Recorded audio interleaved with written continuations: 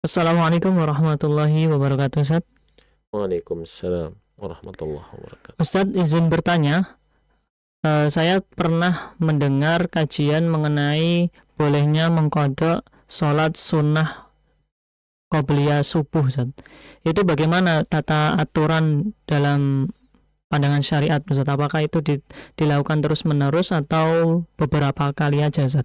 Jazakallah khairan. Iya, yang pertama di situ tentunya sepatutnya tidak menjadikan kebiasaan, ya. Jadi sebisa mungkin seseorang ya bisa apa namanya bangun lebih awal gitu ya, sehingga dia di situ bisa mengerjakan sholat sunnah fajar itu ya sesuai pada asalnya tempatnya adalah sebelum sholat fardu dikerjakan, yaitu yang kita mengenalnya dengan istilah qobliyah gitu kan. Ya, karena memang di situ dari hadis-hadis yang ada, ya memang ada yang sifatnya global gitu ya.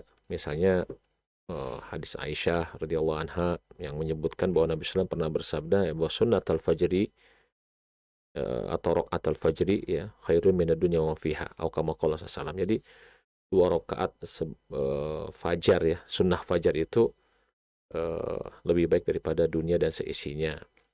Dan kemudian di sana ada keterangan yang menyebutkan ya tentang sholat sunnah rawatib, baik itu yang disebutkan dalam hadis uh, Abdullah bin Umar ya radhiyallahu taala anhuma yang menyebutkan 10 ya rakaat ya salat-salat sunnah rawatib, ataupun di sana dalam hadis Ummu Habibah ya kalau tidak salah, pokoknya salah satu daripada istri Nabi SAW yang menyebutkan tentang 12 rakaat keseluruhan ya salat-salat sunnah rawatib tersebut.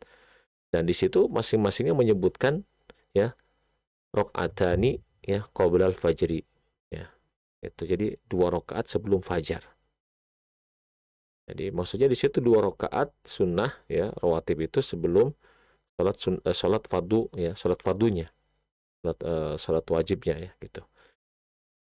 Nah, tapi kemudian kita dapati bahwa ada riwayat-riwayat yang menyebutkan ya ketika seseorang memang terluput ya karena sesuatu keadaan ya, selama bukan menjadi kebiasaan gitu ya, selama bukan menjadi kebiasaan, eh, maka di situ dia bisa mengerjakan eh, qobliyah fajar tadi itu setelah sholat sunnah fajar. Dan bisa dengan cara langsung begitu selesai sholat sunnah fajar itu dilakukan, tapi yang terbaik ya adalah dia menunggu sampai di situ apa namanya orang bilang itu sampai syuruk ya, itu menunggu sampai di situ matahari itu naik sepenggalahan. Itu awal masuknya waktu duha. Ya, ada di situ, artinya itu yang oleh para ulama dianggap yang terbaik. Ya, itu. Ya, berdasarkan tentunya dalil yang mereka miliki. Ya. Jadi ada pilihan sebenarnya, bisa langsung ya, begitu selesai sholat sunnah, selesai sholat fajar yang fardunya itu, ya dia bisa langsung mengerjakan sholat sunnahnya, itu ya. Atau di situ menunggu sampai di situ matahari naik sampai sepenggalahan. Nanti setelah matahari terbit berarti. Setelah matahari terbit naik saya sampai satu tombak lah begitu ya dari atas permukaan bumi, baru dia kerjakan ya untuk mengkodok qobliyah fajar tersebut ya, qobliyah subuhnya. Nah, jadi intinya bahwa itu semua sebenarnya menunjukkan tentang ya, fleksibelnya mengkodok salat sunnah ya rawatib.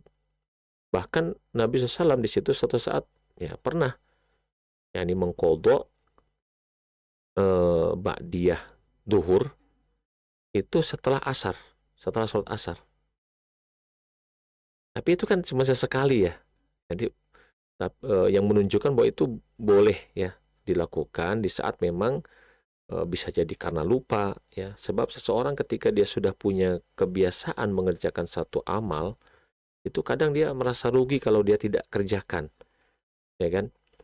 Maka di situ dia bisa mengkodoknya kapan saja kan gitu. Nyatanya di situ Nabi SAW pernah di situ mengqadha ya ba'diyah duhur ya yang terluput dari beliau itu ya bisa jadi karena terlupa atau apa, yang jelas ya beliau kerjakannya itu setelah sholat asar.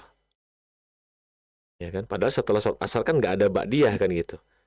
Nah, cuman di sini memang bagi mereka-mereka yang mengerjakan sholat berjamaah ya untuk yang fardunya itu di masjid-masjid, mengingat di situ bahwa perkara yang semacam itu kan banyak orang yang tidak paham, sehingga di situ jika dikhawatirkan ya menimbulkan fitnah ya kalau dia melakukan kodok yang seperti tadi ya, itu misalnya dia begitu selesai sholat subuh langsung dia sholat sunnah ya mengkodok ya gitu kan, yang qobliyah subuhnya itu